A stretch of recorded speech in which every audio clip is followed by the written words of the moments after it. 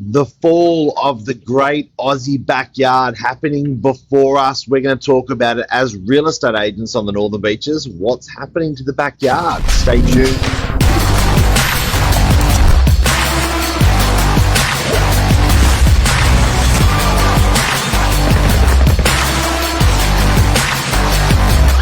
I'm the ringleader, so listen up.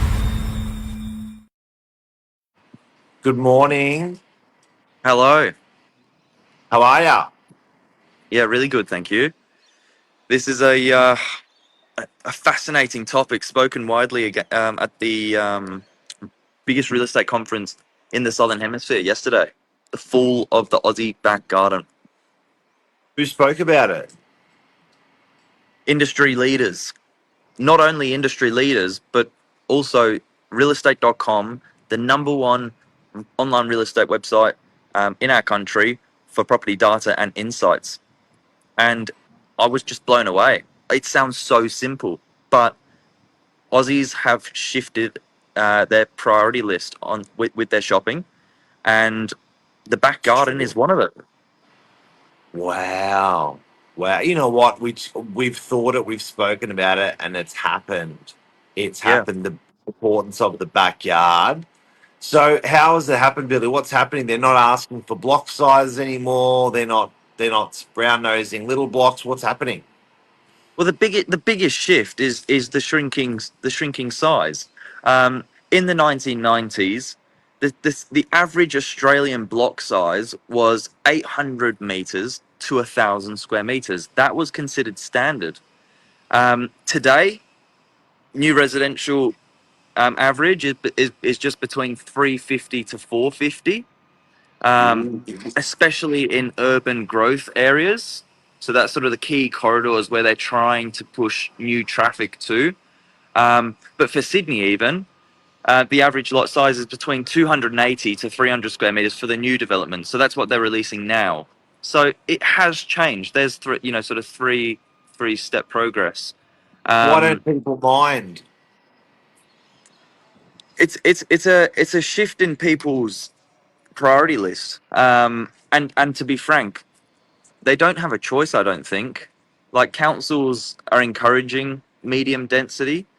Um, backyard space is sort of sacrificed for more internal space. You've got an extra living room, extra bedrooms, um, and then the asset Alfresco class. outdoor. Yeah, the asset class changed as well. So where people, were either going further afield for a bigger house, they've now got the opportunity to live a better lifestyle, but a different kind of living, such as a townhouse. So just as the robo lawnmowers come along, people don't need them now. They got smaller blocks. 100%. And you know what else is interesting? It, um, the type of people that are buying these properties on a smaller block size, often fit in with a first home buyer or a downsizer, someone that doesn't really want the full maintenance of a big property.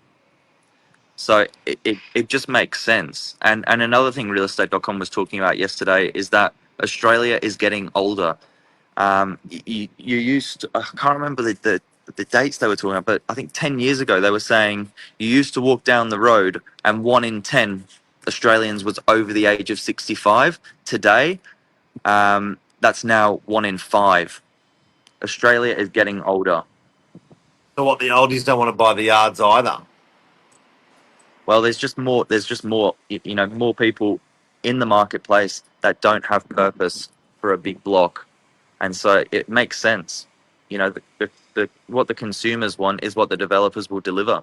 And it's where kind of the better prices are being delivered. And on a massive scale also in terms of planning and scaling and stuff, it's actually much cheaper to deliver because you're really sweating the asset a lot more. So if you look at developing these blocks in that inner rung of CBDs, as in on the inside of the corkscrew, less hospitals need to be delivered. You just make the hospitals you've got bigger. Less schools need to be delivered. You just make the schools bigger. Whereas when Yep. you're delivering these blocks on the outside of the corkscrew, another hospital, another supermarket, another hospital, another supermarket, another school. It's really you have to do highways, and it chokes the centre. Whereas they would rather build smaller blocks in the core of cities rather than going on the outside of a corkscrew and having to deliver all that infrastructure. Yeah, I mean, just look behind me. What about this for a backdrop? I'm sitting in the Gold Coast, amongst some of the the newest high rises in the country, and you know none of these are empty either. Yeah, People are chasing a desirable lifestyle, and they're people happy to love it. they're happy to sacrifice the back garden. Um, as I said, townhouses and strata living is amongst the fastest growing type of property um, in the country. It doesn't Because surprise me. I'm also not negotiating. I'm not arm wrestling with purchasers on block sizes. So I remember 10 years ago, 15 years ago, I was having conversations like, "What is it?" And they're like, "Oh." I'm like, "Oh, it's 680." It's 680, and they go, "Oh, like, no, look, it's really got to be over 750." There's Yeah, none of that conversation anymore. It's just completely disappeared. yeah, yeah, exactly right. The only time I ever hear a block size come up is in the context of development and trying to meet a minimum lot size for more more potential, i.e., subdivision. But otherwise, I just never hear it. It's so interesting. Like all the properties we sell, you get buyers that I say they're sort of looking for around that sort of 600-700. I think that's a nice sort of medium level family, family sort of style of home. But you're absolutely right. I've never seen anyone lose a deal because they're 50 square meters out. Never, never, never. Time to change, Billy. Time to change. What's the next trend if you're watching? The next trend's more of this. Um, You reckon? you can you can see, yeah, you can see behind me. There's plenty more coming this way as well. Not High on, and rise.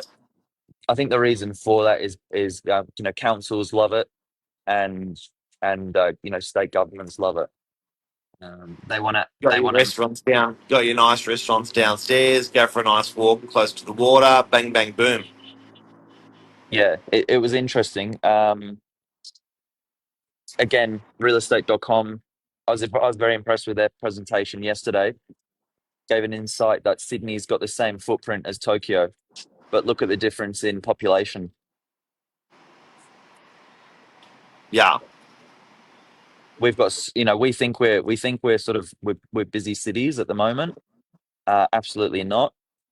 It really just needs to be a sort of an adaptive transport model, health model, social model.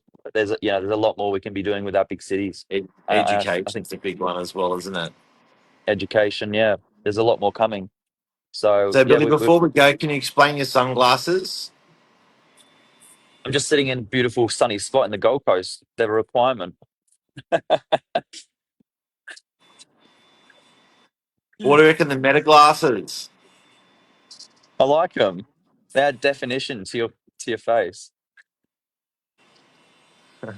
At the shocker.